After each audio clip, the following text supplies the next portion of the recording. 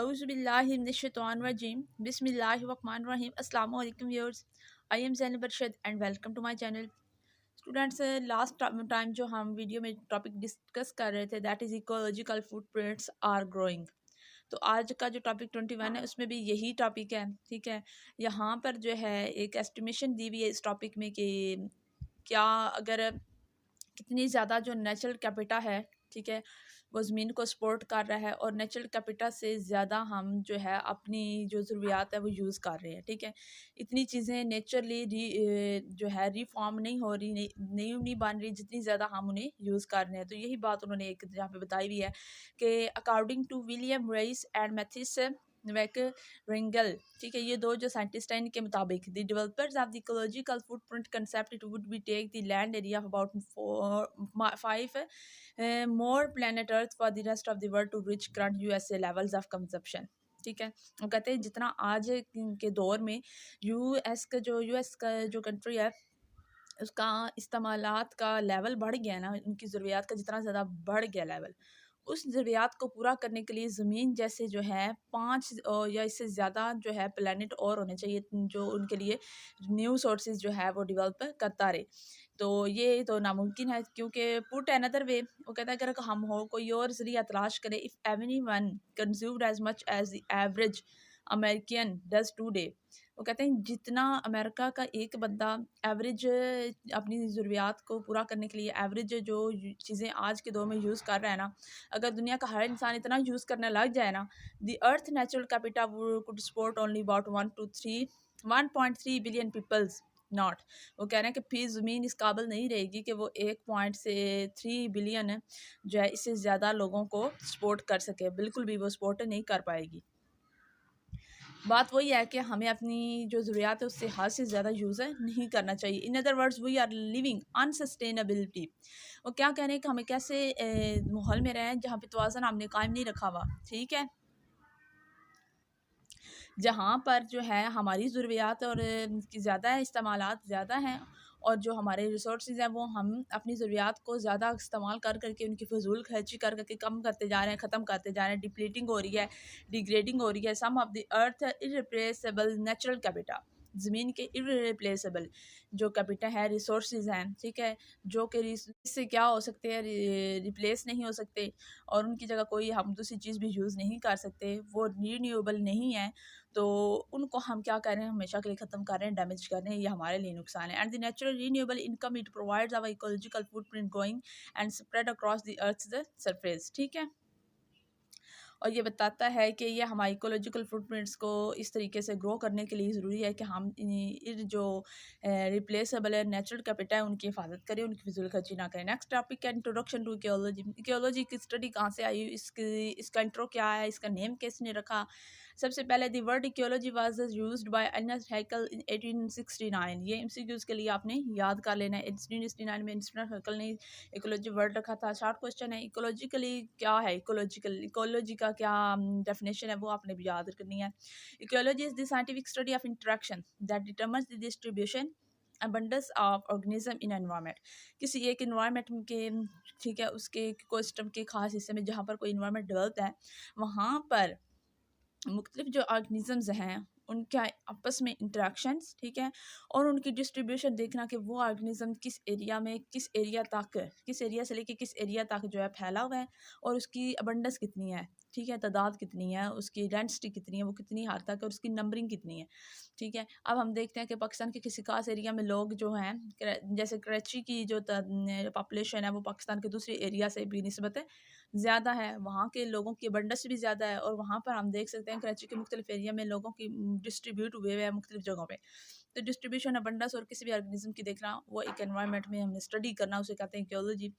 और उन ऑर्गेनिज्म का हम नॉन जो पार्ट है, इनका नॉन लिविंग पार्ट है इन्वायरमेंट का, उससे भी साथ जो इनका रिलेशन है वो भी स्टडी करते हैं।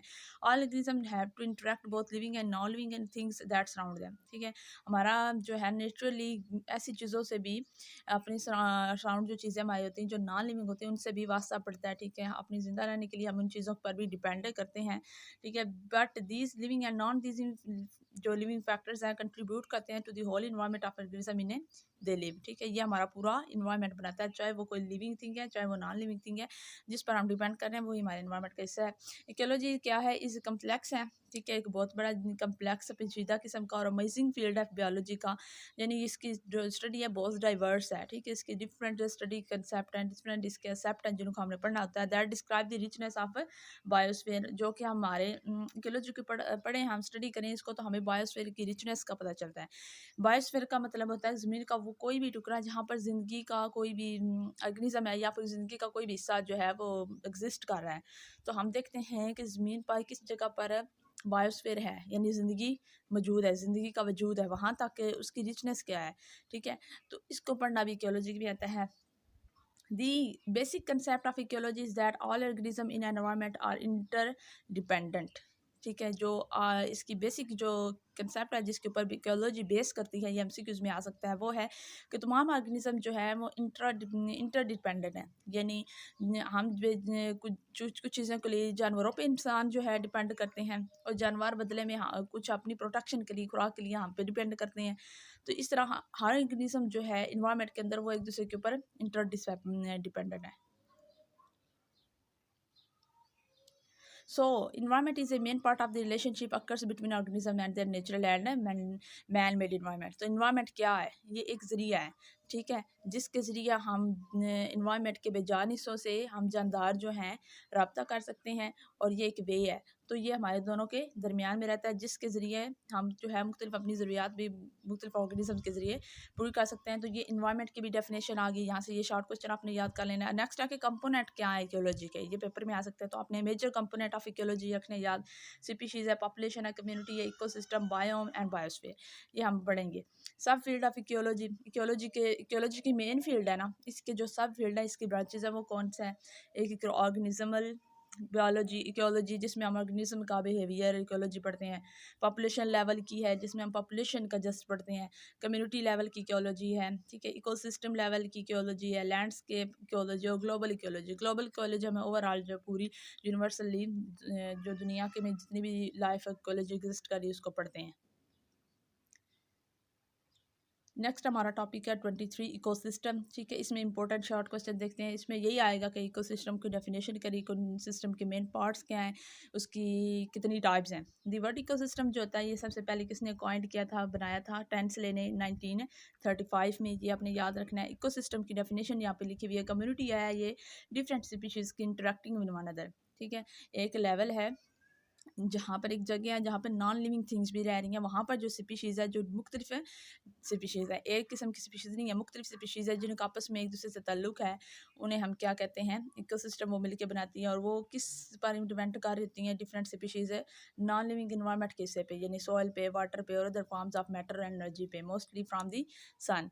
मिसाल के तौर पर आप जहाँ पर इंसान रह रहे हैं वहाँ पर इंसान अपनी ज़रूरतों के लिए जानवर भी रख लेता है, ठीक है। तो जानवरों की अलग स्पीशीज़ होगी, इंसानों की अलग स्पीशीज़ होगी। तो ये डिफरेंट स्पीशीज़ क्या कर रही हैं, एक जगह पे रह रही हैं और एक दूसरे से अपनी ज़रूरियात पूरी करवा रही हैं, एक दूसरे पे इंटरडिपेंड है। तो ये क्या कहला रहा है, इकोसिस्टम कहला रहा है। और इकोसिस्टम में एनर्जी जो होती है वो फ्लो करती रहती है, ठीक है, एक साइकिल की फॉर्म है। इकोसिस्टम कैन बी नेचुरल और आर्टिफिशियल। शॉर्ट क्वेश्चन आ सकता है कि आर्टिफिशियल की कितनी इकसाम है, तो आपने बताना है कि इकोसिस्टम जो है वो नेचुरल कुदरती तौर पर पैदा हो सकता है, और मैन मेड का भी, यानी इंसान ने भी जो बनाए होते हैं वो आर्टिफिशियल भी हो सकते हैं। एग्जाम्पल्स क्या है, आर्टिफिशियल इकोसिस्टम और क्रॉप फील्ड हैं, ठीक है। जो बड़े बड़े हमने फार्म्स बनाए होते हैं, डैम्स बनाए होते हैं, क्रॉप के बड़े बड़े फील्ड बनाए हुए हैं, और कुछ रिजर्वायर चीज़ों को स्टोर करने के लिए नेचुरली जो है बनाए हुए हैं, ये हमारे क्या है, आर्टिफिशियल इकोसिस्टम। इकोसिस्टम जो है वो क्लियर है, बाउंड्रीज उनकी नहीं होती हैं, वो एक दूसरे से सेपरेट भी नहीं होते। ये एमसीक्यूज आ सकता है कि इकोसिस्टम जो होते हैं वो do not clear boundaries, do not have isolated from each other, matter and energy move from one ecosystem to another. किसी एक एरिया पर एक इकोसिस्टम है तो वहाँ से एनर्जी जो होगी वो किसी दूसरे इकोसिस्टम में मूव करती रहती है। For example, soil can wash from a grass land और crop field into a nearby river और लेक, यानी ज़मीन है जब बारिश आती है,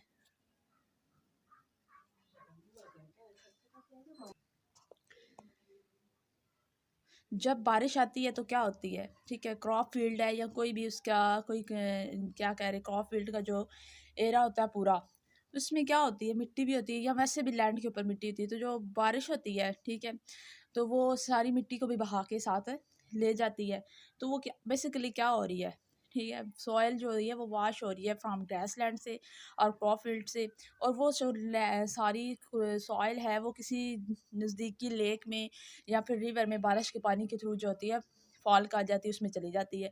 तो वो एक इकोसिस्टम जो सॉइल का है वो किस में जाके गिर रहा है, अब किस में जाके मिक्स हो रहा है, वाटर के इकोसिस्टम में। तो water flows from forest into near by reverse and crop field. तो फॉरेस्ट के इकोसिस्टम से जो है वाटर किधर जा रहा है, रिवर्स और क्रॉप फील्ड में। इस तरह जो होता है इकोसिस्टम एक दूसरे में ट्रांसफर होते रहते हैं। Birds and various other species migrate from one ecosystem to another. जैसे गर्मियों में कुछ बर्ड्स हैं जो कि गर्मी की ज़्यादा शिद्दत की वजह से गर्म मौसम से निकल कर माइग्रेट कर जाते हैं ठंडे मौसम की जानब, ठीक है। तो वो भी माइग्रेट करते रहते हैं एक जगह से दूसरी जगह। तो विंड्स जो होती हैं can blow pollen from a forest into a grassland. Pollen grain का तो पता है ना, जो फ्लावर्स के ऊपर लगे होते हैं, ठीक है, रिप्रोडक्टिव पार्ट होते हैं, वो जो होते हैं हवा के ज़रिए क्या करते हैं एक जगह से दूसरी जगह ट्रांसफ़र हो जाते हैं। तो वो फॉरेस्ट का हो सकता है या ग्रासलैंड का हो सकता है पोलन ग्रेन, जो एक जगह से दूसरी जगह हवा के ज़रिए क्या हो रहा है, ट्रांसफ़र हो रहा है। यानी इकोसिस्टम जो होते हैं उनकी कोई ख़ास बाउंड्रीज़ नहीं है और वो एक दूसरे से आइसोलेटेड भी नहीं है, उनका आपस में भी इंटरेक्शन होता रहता है। इंटरेक्शन जो नेक्स्ट है यहाँ पे एमसीक्यू सॉरी शॉर्ट क्वेश्चन बन रहा है, that is ecosystem is a basic structural and functional unit of ecology. यहाँ पे ये एमसीक्यूज भी बन रहा है कि कौन सा जो है बेसिक यूनिट है इकोलॉजी का, तो इकोसिस्टम ही बेसिक है इकोलॉजी का यूनिट है। तो स्ट्रक्चर ऑफ एन इकोसिस्टम किस पे डिपेंड कर रही है, स्पीशीज़ की डाइवर्सिटी पे ऊपर। ये आपने एमसीक्यूज की याद कर रखना है, as well as the energy that required to maintain it, ठीक है। पूरे इको सिस्टम को एनर्जी जो चला रही है, एनर्जी साइकिल, उस एनर्जी के ऊपर भी डिपेंड कर रहा है, और उस इको सिस्टम में स्पीशीज़ कितनी ज़्यादा रह रही हैं, उनकी नंबरिंग क्या है, उनकी कंपोजिशन क्या है, उनकी डिस्ट्रीब्यूशन क्या है, इस सब में जो स्पीशीज़ डाइवर्सिटी है उसके ऊपर भी डिपेंड कर रहा है। अब वो कह रहे हैं कि if there is more species diversity than structure of ecosystem will be more complex. ज़्यादा नंबरिंग है, ज़्यादा डिस्ट्रीब्यूशन ऑफ डिफरेंट स्पीशीज़ की है, तो ज़्यादा इकोसिस्टम क्या होगा, कम्प्लेक्स होगा, और less energy will be needed to maintain the structure of the ecosystem. फिर एनर्जी कम ज़रूरत पड़ेगी मेंटेन करने की इकोसिस्टम की। शॉर्ट क्वेश्चन आ सकता है कि इकोसिस्टम के कितने कंपोनेंट्स हैं। तो जो इकोसिस्टम है उसके मेनली टू कंपोनेंट्स हैं। An ecosystem consists of two major components, one is biotic components, second is abiotic components. तो the interaction between both these component जो है वो क्या बनाते हैं मिलके इकोसिस्टम, क्योंकि बायोटिक जो पार्ट है कंपोनेंट है उसने किसके साथ मिलकर काम करना है, एबायोटिक कंपोनेंट के साथ मिलके, ठीक है। तो जो बायो कंपोनेंट है, बायोटिक कंपोनेंट में कौन कौन से हैं ये आपने एमसीक्यूज के लिए याद रखना है। Living components of an ecosystem कौन कौन से हैं, एक तो इकोसिस्टम है, प्रोड्यूसर्स है, ग्रीन प्लांट्स हैं। प्रोड्यूसर ग्रीन प्लांट्स को हम प्रोड्यूसर कर रहे हैं जो कि प्राइमरी सोर्स ऑफ एनर्जी और फूड है। कंज्यूमर हैं सेकंड में, एनिमल्स हैं जो कि प्रोड्यूसर, कंज्यूमर जो होते हैं वो अपनी खुराक के लिए किस पे डिपेंड कर रहे हैं, प्रोड्यूसर्स के ऊपर। देन थर्ड वन है डिकम्पोजर यानी बैक्टीरिया एंड फंजाई। ये सब जो हैं ये क्या हैं, बायोटिक कंपोनेंट है। बायोटिक मतलब जिंदा जो अज्जा हैं हमारे माहौल के, वो वाले। नेक्स्ट है हमारे एबायोटिक कंपोनेंट्स, उसमें नॉन लिविंग कंपोनेंट्स जो होते हैं एन इकोसिस्टम के वो होते हैं। इसमें जो है दो तरह के हमारे पास आते हैं, एक आते हैं फिजिकल कंपोनेंट्स, एक होते हैं केमिकल कंपोनेंट्स। नॉन लिविंग में जो फिजिकल है वो हम उनको डेली फेस भी करते हैं, जैसे कि पानी है, लाइट एनर्जी है, टेम्परेचर है, हवा, विंड है, एयर है, सॉइल है, ये सारी क्या है फिजिकल कंपोनेंट है। नेक्स्ट केमिकल कंपोनेंट क्या है, जो केमिकल्स की कंस्टिट्यूट बना रहे हैं, जैसे कि ऑक्सीजन है, कार्बन है, नाइट्रोजन है, फास्फोरस एंड सल्फर है। तो ये सारे नॉन लिविंग कंपोनेंट है। नेक्स्ट हमारे पास आ जाता है how living system are sustained. ये जो तमाम इकोसिस्टम के अंदर डिफरेंट स्पीशीज़ रह रही हैं वो किस तरह सस्टेन की जाती हैं, इकोसिस्टम जो होता है। और लिविंग सिस्टम को हम सस्टेन कैसे लिखते हैं, all living system from a cell to a biosphere are dynamic, यानी ये चेंजिंग होते रहते हैं, ठीक है। एक छोटा सा सेल है ना, वो भी एक अपने अंदर ज़िंदगी रखता है, और बायोस्फीयर के लेवल तक यानी जहाँ पर हाई लेवल की ज़िंदगी पाई जाती है, लिविंग ऑर्गेनिज्म मौजूद होते हैं, ये सारे क्या हैं, डायनामिक हैं, यानी इन वक्त के लिहाज से अपने अंदर चेंजिंग भी करते रहते हैं। डायनामिक एनर्जी लेते हैं और देते भी हैं, ट्रांसफ़र करते हैं, ठीक है। That are constantly changing in response to changing environment condition. Dynamic ऐसे ही है कि तमाम जो लिविंग सिस्टम होते हैं, जैसे इन्वायरमेंटल में कोई कंडीशंस में कोई तब्दीली आती है तो इनके अंदर भी तब्दीली आती है और ये रिस्पॉन्स करते हैं। शॉर्ट क्वेश्चन आ सकता है, what are the reason of the composition of communities and ecosystem change. जो इकोसिस्टम की कम्युनिटीज़ और इकोसिस्टम की जो है ना कम्युनिटी की जो कंपोजिशन है वो क्यों चेंज हो रही है, उसकी रीज़न क्या है। The composition of community of ecosystem changes are due to, क्यों चेंज हो रही है, कॉन्टीनेंट मूवमेंट, ठीक है। जो कॉन्टीनेंट्स हैं उनकी मूवमेंट से, यानी जो बरसगीर हैं वो मुख्तलिफ हादसात की वजह से होते हैं, क्या होते हैं, उनकी ज़मीन की तहें जो है या ये कह लें कि ज़लज़ला आने की वजह से या मुख्तलिफ जो कुदरती तौर पर आफ़ात आती हैं उनकी वजह से कॉन्टिनेंट जो होते हैं वो अपनी जगह से मूव कर जाते हैं, ठीक है? वो या तो टुकड़ों में तब्दील हो जाते हैं या मुख्तलिफ हिस्सों में बँट जाते हैं।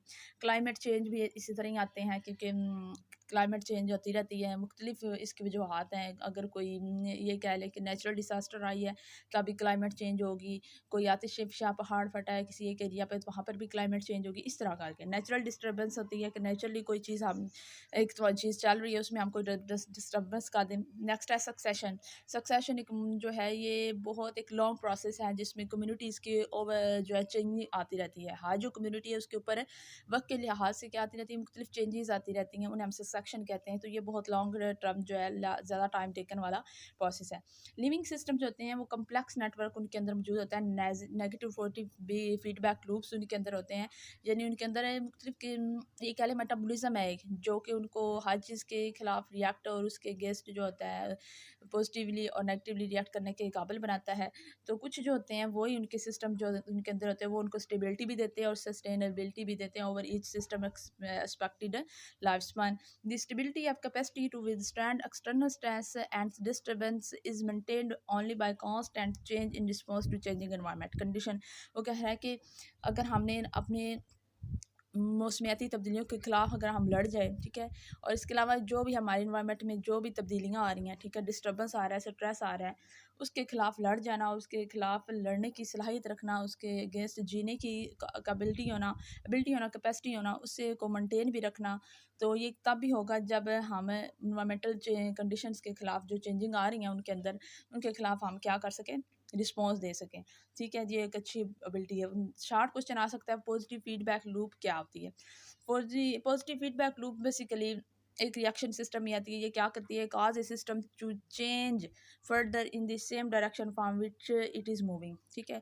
जहाँ से वो सिस्टम मूव करके कहीं जा रहा है, उसी के ज़रिए वो जो सिस्टम है अपनी डायरेक्शन चेंज करेगा। अपनी आने वाले जो एक्शन है ना, वो जिस जगह पे रह रहा है उसकी जगह की कंपोजिशन को देखकर अपनी मूवमेंट को, अपनी डायरेक्शन को चेंज कर लेगा। For example, when vegetation is removed from a stream valley, flowing stream water from precipitation causes erosion and loss of nutrient. वो कह रहे हैं किसी जगह पर अगर वेजिटेशन लगी हुई, घास उगा हुआ है, कोई स्ट्रीम की वैली है, उसका किनारा है जिसके ऊपर हमने ढेर सारी वेजिटेशन लगाई हुई है, या फ्लोइंग वाटर है उसके इर्द गिर्द हमने वेजिटेशन लगाई हुई है, अगर वो वेजिटेशन हम घास वगैरह उतार दें तो वहाँ पे मिट्टी रह जाएगी। तो मिट्टी की वजह से वो क्या होगा, बारिश की वजह से वो मिट्टी एरोज हो जाएगी, एरोजन हो जाएगी, और वहाँ से वो न्यूट्रेंट को लेकर चली जाएगी। न्यूट्रेंट क्या हो जाएगा, लॉस हो जाएगा, which causes more vegetation to die, जिससे वेजिटेशन क्या हो जाती है, डाई हो जाती है, उन्हें न्यूट्रेंट नहीं मिलती।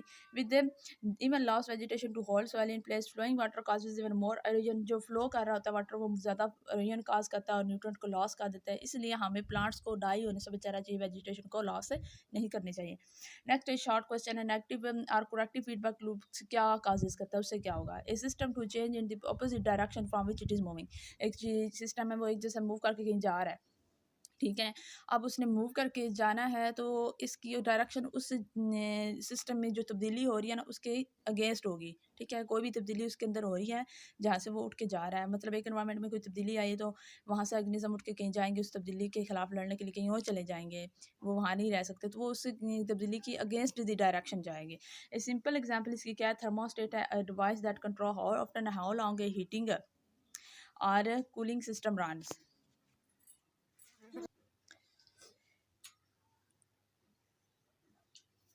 यानी इसमें क्या हो रहा है कि देखिए ना, आपको पता है थर्मोस्टेट होता है किसी हम जो है वो डिवाइस है एक जो कि हीटिंग को चेक करता है, हीट को, ठीक है? तो और उसको कंट्रोल भी करता है। तो जब हीटिंग ज़्यादा होने लगी वो थर्मोस्टेट जो होगा वो उसको कूलिंग इफेक्ट देने की कोशिश करेगा, अपनी जो है उसके नेगेटिव जाएगा इफेक्ट। अगर कोल्ड ज़्यादा होगा तो वो इसको क्या करेगा, हीटिंग इफेक्ट देना शुरू कर देगा। ये थर्मोस्टेट जो होता है ये हमारे ह्यूमन माइंड के अंदर भी जो है हमारा हाइपोथैलेमस जो होता है वो थर्मोस्टेट के तौर पर काम करता है। तो ये हमें जब सर्दी लग रही होती है तो ये थर्मोस्टेट जो होता है ये हमारी जिस्म के टेम्परेचर को बढ़ा देता है, और जब गर्मी लग रही होती है तो जिस्म के टेम्परेचर को कम करने की कोशिश करता है। तो ये क्या हो रहा है, नेगेटिव फीडबैक है, अपने खुद को जो है ये कंट्रोल कर रहा है नेगेटिव फीडबैक से। तो ये कह रहा है it is useful to distinguish between two aspect of stability in living system, ठीक है? इनर्शिया है, प्रेसिस्टेंस है, रिलेजनेस है, इनर्शिया, प्रेसिस्टेंस, ठीक है? ये इनर्शिया और प्रेसिस्टेंस का मतलब यही है कि माहौल में जो हो रही है चेंजिंग, तब्दीली हो रही है, उसको तब्दीली को अपने खिलाफ होने से रोकना, ठीक है, कि कोई तब्दीली हो वो हमारे खिलाफ ना हो। The ability of living system such as grass land और forest to survive in condition of moderate disturbance. कोई भी डिस्टर्बेंस हो रही है थोड़ी बहुत, उसमें तो ऑर्गेनिज्म जिंदा रह लेगा, लेकिन अगर बहुत ज़्यादा कोई डिस्टर्बेंस हो जाए एक्सटर्नल इन्वायरमेंट, यानी बहुत ज़्यादा शदीद गर्मी हो जाए, तो फिर इन्वायरमेंट में ऑर्गेनिज्म जिंदा नहीं रह सकता, उसे कहीं ना कहीं मूव करना पड़ता है। रिलाइजनेस क्या है? The ability of a living system to be restored through a secondary succession after a moderate disturbance। अब क्या होता है कि एक सक्सेशन बनता है, सक्सेशन में एक पूरी लाइफ होती है, पूरी ऑर्गेनिज्म जो होते हैं, एक इकोसिस्टम बनता है जहाँ पे ऑर्गेनिज्म रहते हैं। वो सक्सेशन हो सकता है किसी कुदरती आफात की वजह से ख़त्म हो गया हो, लेकिन कुछ अर्से बाद वही सक्सेशन दोबारा से वहीं पर लाइफ स्टार्ट हो जाती है, उसी सक्सेशन से जहाँ पर पहले मौजूद था। उसे हम पहले वाले सक्सेशन को प्राइमरी सक्सेशन कहते हैं। जब वो तबाह हो जाता है फिर कुछ अर्से बाद दोबारा उस पर लाइफ स्टार्ट हो जाती है, उसको हम बोलेंगे सेकेंडरी सक्सेशन। तो सेकेंडरी सक्सेशन दोबारा बनाना, वहाँ पर माहौलियात से लड़ते हुए दोबारा जिंदा रहना, इसे हम कहते हैं रिलाइजनेस। नेक्स्ट हमारा टॉपिक है topic 25 level organisation. Level of organisation का क्या है? हमारे पास सेल है, ठीक है। ऑर्गेनाइजेशन जो होती है वो सेल से, बेसिक यूनिट से स्टार्ट होती है और आगे इसी से हम स्टडी करते हुए तमाम जो है ऑर्गेनाइजेशन डेवलप करते हैं। इसमें शॉर्ट क्वेश्चन आ सकता है, डिफाइन करें सेल को, what is the structure of cell है, how many types of cell on the basis of structure of cells हैं। सेल क्या है? बेसिक स्ट्रक्चरल फंक्शन यूनिट हमारी लाइफ का है, ठीक है। ऑर्गेनिज्म जो होते हैं वो किसी ना किसी सेल पर मुश्तमिल होते हैं, बेसिक सेल। तो ये सेल थ्योरी कहती है कि तमाम ऑर्गेनिज्म जो होते हैं वो सेल पर, वो तमाम जो ऑर्गेनिजम्स होते हैं वो सेल से बनते हैं, ठीक है। और जो न्यू सेल्स हैं वो एग्जिस्टिंग सेल से बनते हैं, ये सेल थ्योरी कहती है। ऑर्गेनिज्म जो है वो make consists of single cell. अगर कोई ऑर्गेनिज्म यूनिसेलुलर है तो इसका मतलब है वो सिंगल सेल पे बना हुआ है, अगर वो मल्टी सेलुलर है तो इसका मतलब है वो मैनी सेल से बना हुआ है। This cell is the simplest collection of matter. Cell के अगर हम सिंपलेस्ट जो है डेफिनेशन देखें तो ये कलेक्शन ऑफ मैटर होता है जो कि हमें जिंदा रहने के काबिल बनाता है। Cell structure is correlated to cellular function, ठीक है। फिर क्या होता है कि सेल की जो स्ट्रक्चर होती है वो बेसिकली मुख्तलिफ कामों के लिए, फंक्शंस के लिए डेवलप की जाती है, तो इसे हम कहते हैं सेलुलर फंक्शन। ऑर्गेनिज्म जो होते हैं वो टू टाइप्स में डिवाइड किए जाते हैं on the basis of their cell structure. एक होते हैं प्रोकैरियोट्स, एक होते हैं यूकैरियोट्स। प्रोकैरियोट्स जो होते हैं वो consists of only unicellular organisms and eukaryotes consists of both unicellular and multicellular organism, ठीक है। तो प्रोकैरियोट्स जो होते हैं उनके अंदर ट्रू न्यूक्लियस मौजूद है नहीं होता, और यूकैरियोट्स के अंदर ट्रू न्यूक्लियस जो होता है बाउंड्री के साथ मौजूद होता है, जेनेटिक मटेरियल भी होता है। और ये जो प्रोकैरियोट्स हैं इसमें सिर्फ यूनिसेलुलर जो ऑर्गेनिज्म होते हैं उनको हम स्टडी करते हैं, और जो यूकैरियोट्स हैं इनमें हम यूनिसेलुलर को भी और कुछ मल्टीसेलुलर ऑर्गेनिज्म को भी स्टडी करते हैं। नेक्स्ट जो है हमारे पास जो यहाँ पर उन्होंने इनकी स्ट्रक्चर भी दिखाई हुई है कि प्रोकैरियोट्स में कौन कौन सी एग्जाम्पल है। बैक्टीरिया है, सियानो बैक्टीरिया, ब्लू ग्रीन एल्गी जो है, और पैरामीशियम है, अमीबा जो है, और ऑस्ट्रिच जो है। ये यूकैरियोट्स में था। प्रोकैरियोट्स में बैक्टीरिया और सियानो बैक्टीरिया इन्होंने एग्जाम्पल दी है। यूकैरियोट्स में किसकी दी है? अगर यूकैरियोट्स में यूनिसेलुलर देखें तो वो पैरामीशियम है और अमीबा है, और यूकैरियोट देखें तो ये एक ट्री नज़र आ रहा है आपको, एक एनिमल नज़र आ रहा है, ऑस्ट्रिच ये है। तो इन्होंने ये एग्जाम्पल दी हुई थी। नेक्स्ट आ जाता है कि describe the structure of prokaryotes. Prokaryotes की जो स्ट्रक्चर होती है उनके अंदर they lack well defined nucleus and also membrane bound organelles. ये सेल होता है ना, इसके अंदर हमें पता है कि न्यूक्लियस होता है और डिफरेंट दूसरी ऑर्गेनेलिस होती हैं, ठीक है। हमारे पास ये माइटोकॉन्ड्रिया होता है, गोल्जी अपरेटस होते हैं। वो सारी जो ऑर्गेनेलिस है ना उन वो सेल के अंदर जो होती है एक मेम्ब्रेन के जरिए कवर होती हैं। मतलब ये हमारे पास न्यूक्लियस है, न्यूक्लियस एक मेम्ब्रेन के जरिए कवर होता है जिसे न्यूक्लियर मेम्ब्रेन कहते हैं। ये अगर माइटोकॉन्ड्रिया तो माइटोकॉन्ड्रिया भी मेम्ब्रेन से कवर होगा, ठीक है, मेम्ब्रेन बाउंड स्ट्रक्चर होगी। लेकिन जो प्रोकैरियोट्स होते हैं, ठीक है, उनके अंदर ये वाली जो बाउंड्रीज हैं ये बाउंड्रीज नहीं होती।